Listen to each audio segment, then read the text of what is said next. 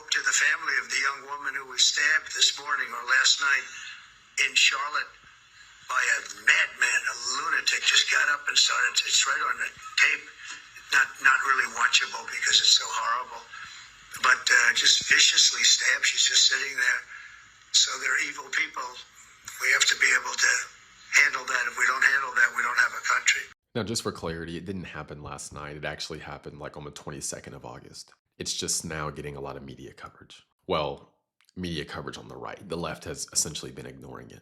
And that brings me to a point. Think about it. The left tells you they care about immigrants so much. They paint themselves as moral, virtuous, but for some reason, they're essentially silent when talking about what happened to this Ukrainian woman in North Carolina.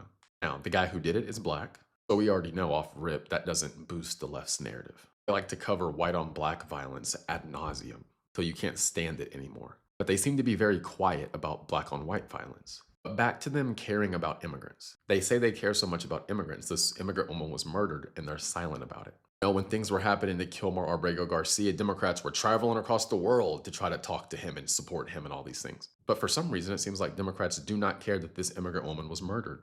You know, when you think about it, it's almost like they don't really care about immigrants. They care about things that help them win politically and what's convenient to their narrative. I don't really think they care about Kilmer Abrego Garcia. They just saw him as politically useful. They don't see this girl as politically useful, so they don't care to talk about her. Even though she was an immigrant and they say they care about immigrants so much. Oh, by the way, the guy that murdered her had been arrested 14 times before this. Some of his charges were federal larceny, robbery with a dangerous weapon, making threats, assault, along with misuse of 911.